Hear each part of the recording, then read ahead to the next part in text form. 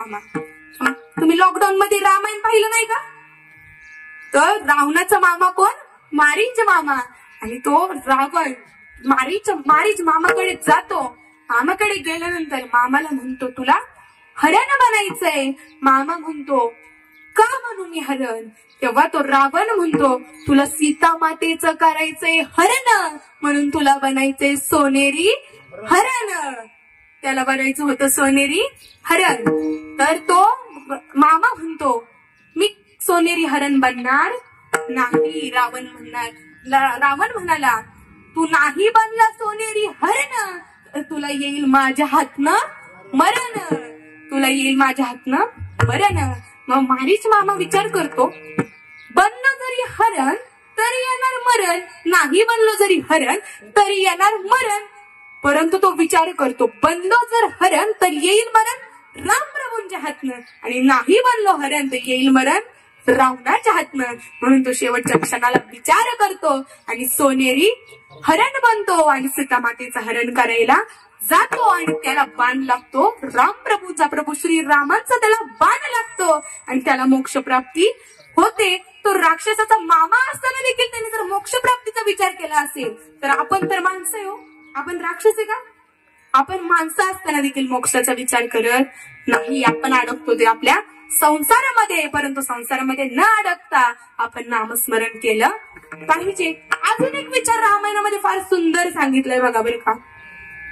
एक पक्षी होता, माहितीये सर्वांना. रामायणामधलं पक्षाचं नाव काय होतं? जटायू पक्षी.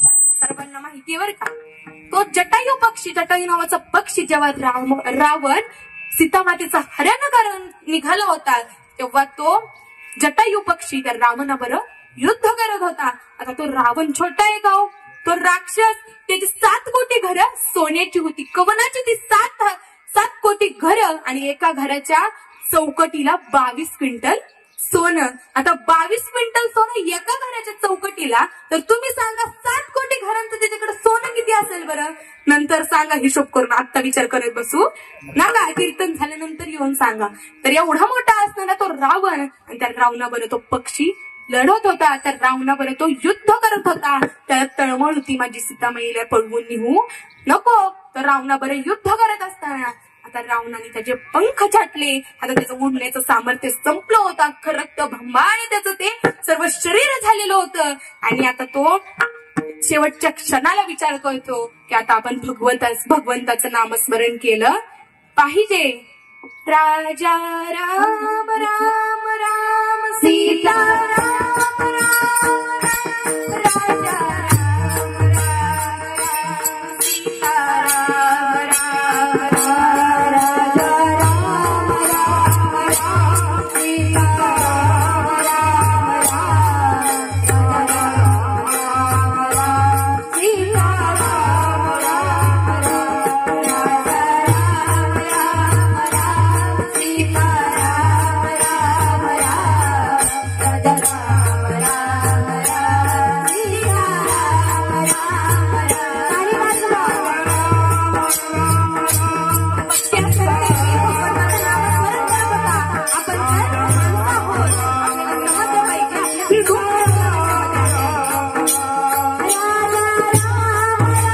राम सीता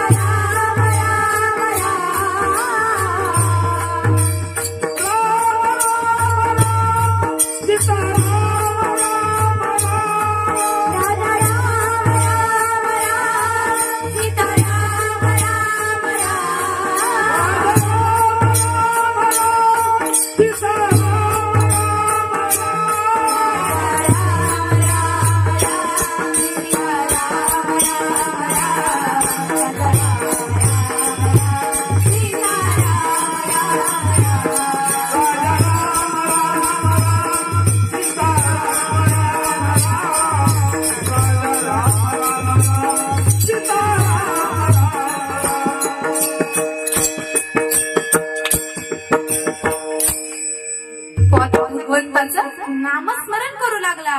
त्याला समजलं की आपलं हित कशामध्ये आहे तो शेवटच्या क्षणाला भगवंताचं नामस्मरण करू लागला. कामामध्ये काम, काही म्हणा राम राम, अशा प्रकारे तो भगवंताचं नामस्मरण करत होता.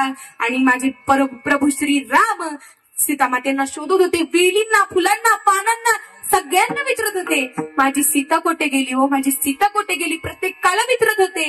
विचारत असताना त्यांच्या कानी आवाज पडतो की आपलं कोणीतरी भजन करत आहे आणि कोणीतरी खाली पडलेलं आहे. आता प्रभू श्रीराम देखील खाली बसतात, त्या पक्षाला मांडीवरती घेतात.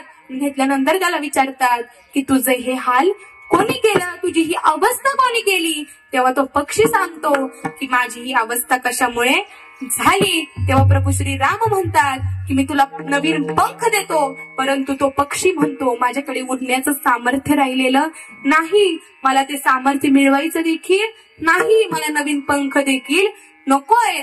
फक्त तुम्ही एवढं करा की ते तीर्थ घ्या आणि थोडस माझ्या मुखामध्ये सोडा आणि मला मुक्ती प्राप्त करून द्या, मला मोक्ष प्राप्त करून द्या. आणि भगवंताने ते तीर्थ घेतलं, त्या पक्षाच्या मुखामध्ये सोडलं आणि त्याला मोक्ष प्राप्ती झाली.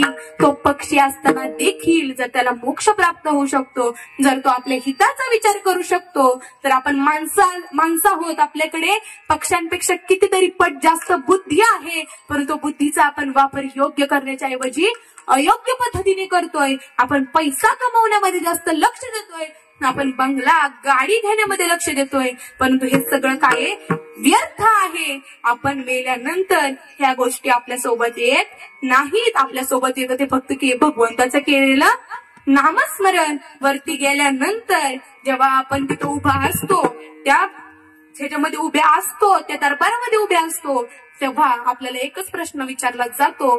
त्या विचारत नाहीत की ह्याच्या स्टेट बँकेमध्ये किती बॅलन्स आहे बघा, हे विचारत नाहीत.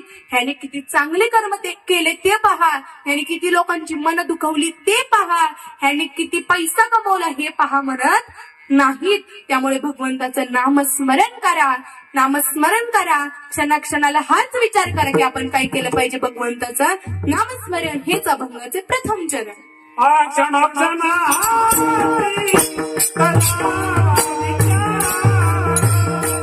Come